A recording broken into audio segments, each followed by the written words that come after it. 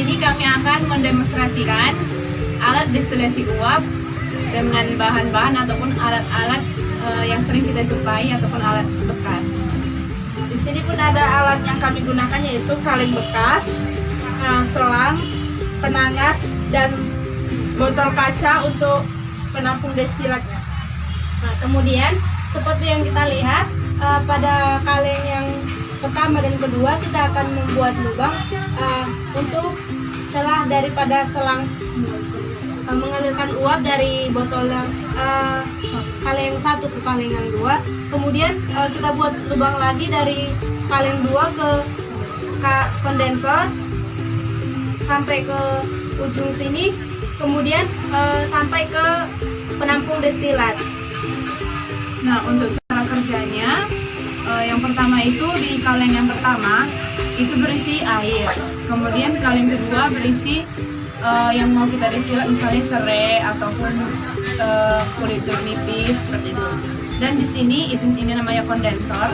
Kondensor ini isinya es, bisa juga ditambahkan dengan garam sama air. Nah, fungsi garam di sini supaya mempertahankan ataupun memperlama waktu esnya supaya nggak mudah cair seperti itu. Kemudian hasil dari destilatnya akan ditampung melalui botol kaca ini. Nah, cara kerjanya yang pertama, penangasnya dihidupkan dimulai dari yang kaleng pertama. Ini masih posisi mati. Nah, sampai ini nanti setengah mendidih, barulah dihidupkan untuk kaleng yang kedua, kompor untuk kaleng kedua penangasnya. Nah, jadi kalau udah menguap yang dari sini, uap airnya, dan di sini ada air ditambah sama serai ataupun ekstrak dari kulit jeruk. Nah, uapnya ini akan mengalir melalui selang yang ini dan masuk ke kondensor ataupun pendingin yang isinya kami isi sama es tadi. Nah, setelah didinginkan, hasil dari pendinginannya itu akan mengalir dari selang yang ini ke botol kaca untuk menampung hasil destilatnya yang berupa minyak sirih ataupun minyak serai. Nah, untuk selang yang ini kami sambungkan dari dalam ke luar sini, nggak ada terputus. Dari sini di dalam dia masih dalam bentuk selang seperti layaknya kondensor seperti biasa. Nah,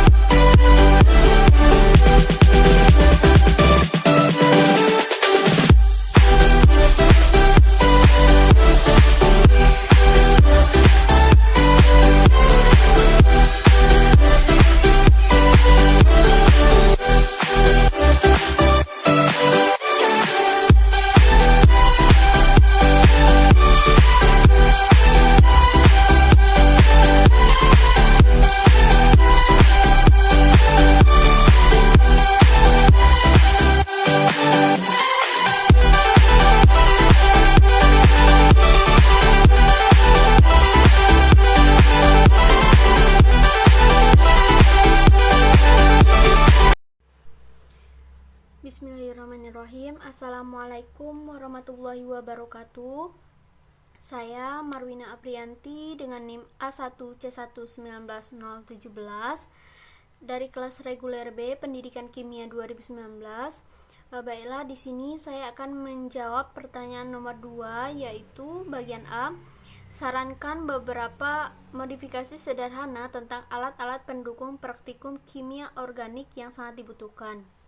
Nah, dalam melakukan suatu percobaan ada beberapa alat yang sangat dibutuhkan. Nah, semua alat yang digunakan itu tidak semuanya harus mahal, tetapi juga bisa dari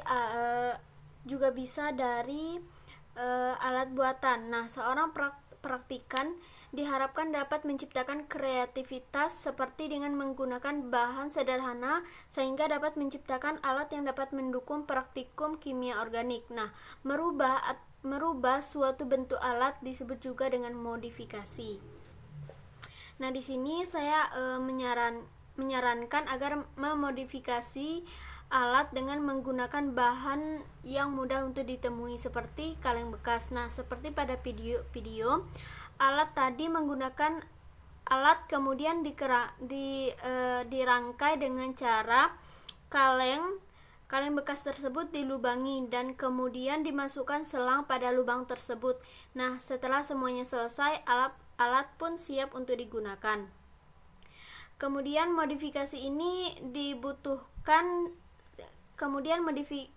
ini sangat dibutuhkan dalam praktikum kimia organik karena dengan menggunakan alat ini dapat mempermudah kita dalam melakukan percobaan uji terhadap destilasi uap. Kemudian selain alat tadi, saya juga menyarankan dan kita juga bisa menggunakan corong pisah. Nah, dengan menggunakan corong pisah ini, di mana corong pisah ini terbuat dari bahan bekas juga, yaitu dari botol minuman. Nah, botol ini dibelah menjadi dibelah pada bagian tengahnya sehingga menjadi 2 bagian, lalu ditutup botolnya, dilubangi, kemudian dimasukkanlah selang. Nah, penggunaan corong ini dilakukan untuk memisahkan suatu campuran dalam satu larutan, yaitu campuran minyak dan air. Kemudian yang B yaitu jelaskan apa saja keunggulan dari alat-alat yang telah dimodifikasi tersebut dalam mendukung keberhasilan praktikum. Nah, keunggulan dari modifikasi alat tadi adalah yang pertama itu biaya yang dibutuhkan itu relatif sedikit atau dapat menghemat biaya. Yang kedua yaitu bahan dan alat yang dibutuhkan mudah untuk dijumpai dan mudah untuk didapatkan.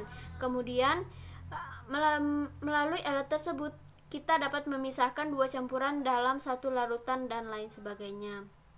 Nah, demikianlah, mungkin itu saja jawaban dari pertanyaan nomor 2. Saya akhiri dengan wabillahi taufiq wal hidayah. Wassalamualaikum warahmatullahi wabarakatuh.